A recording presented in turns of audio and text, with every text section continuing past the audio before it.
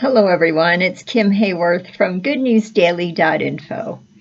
And today I'd like to mention a couple things to you about stress, something we all deal with.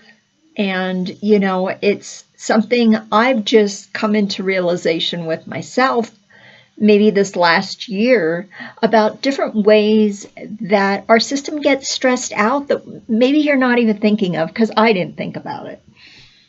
So one of those ways is our reaction. Like, let's say, for example, you're standing in line at the grocery store and you're waiting on the cashier, and there's a long line of people, and perhaps they're moving very, very slow. Or there's an issue with the cash register or their payment method, whatever. And it's just moving slow. Maybe you have an appointment to get to. Maybe you have a lot of things on your to-do list that day and you're feeling, start to feel a little irritated, right?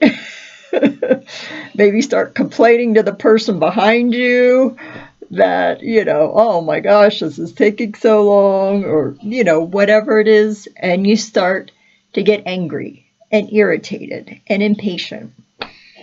Guess what? When we do that, our energy is going to that situation, is going to fuel that situation that everybody is responding to, right? You start to feel tired, more irritated, and the rest of your day probably is out of that place of irritation and anger. And you have to share it with everybody that, you come in contact with. Maybe it made you late for your appointment, so you share it with them. Then your energy goes into that. So that leaves us depleted, and it leaves us in a stressed state. So why is that important to change? Number one, we're physically very tired because our attention and our energy is going into that. So instead of staying in that place of irritation, we can have more peace and more physical energy from a place of choice rather than reaction, when we can say, let them. Because here's the thing, when you're trying, maybe you said something to the cashier, or like I said, to somebody else in line, or maybe one other employee or something. Did it change anything? Probably not. Maybe it added more stress. Maybe it added more difficulty. Maybe it added more irritation. Not always, but sometimes that can be the case. But when we say, let them, and basically give them their energy back, that cashier is frustrated just like you are, and they're doing the best that they can, more than likely. And it gives you peace. And then the next step in this book is not just let them, but let me. Then you get to choose. You get to choose. Okay, maybe I'm going to be waiting here a little longer than I thought. I'll send the person that's waiting for me a text. I'm coming. Maybe it's a phone call you could make, or another text you could send while you're waiting. Maybe it's something you could do that you didn't have the time to do. Maybe watch a short video or respond to something. And take your power back and say, okay, I could use this time more constructively. But what that also does, the more that we do this, is it brings our system back into a relaxed state. Because when we get in that stressed out state, it is actually putting us in a stress response, which means our brains are not working as well as they should, or as they could in a relaxed state.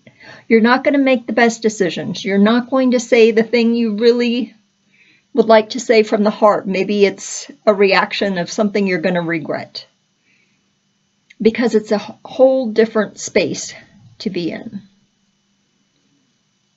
Another way, that we stress ourselves out and don't really realize it are things like entertainment or our environment.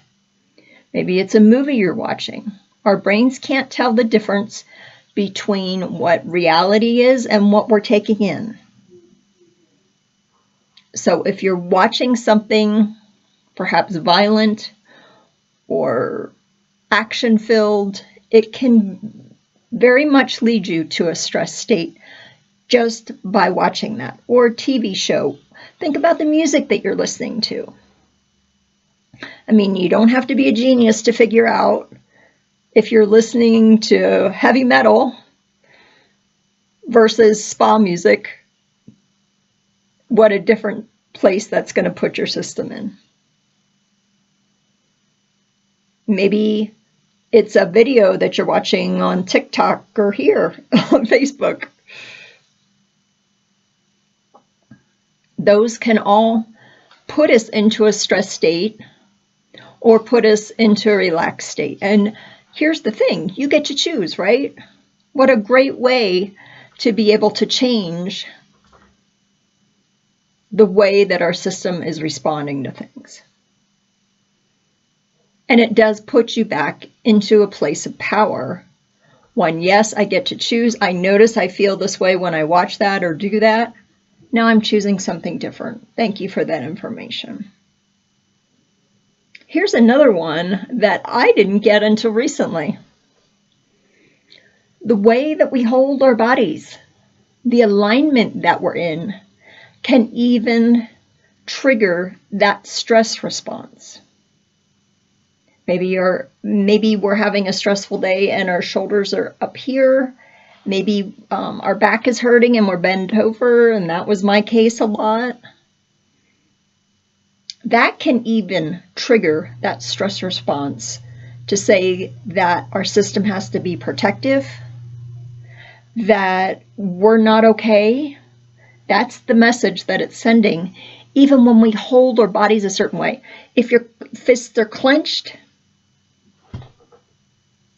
if you're not breathing deeply into your belly, if it's always shallow breathing, that can just alert your system that you're not safe and alert your system to go into that stress response to try to protect you.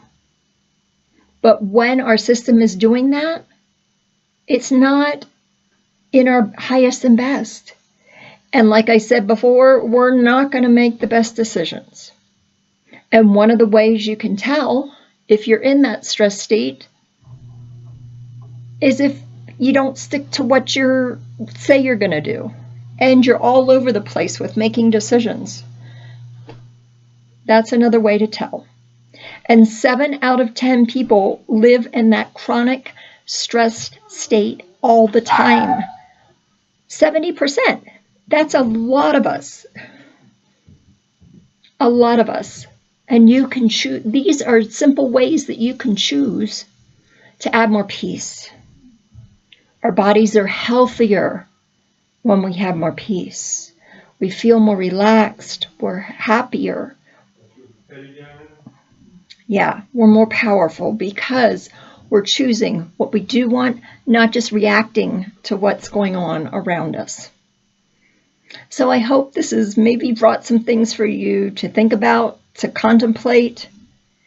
If the first thing I talked about was reaction, let them.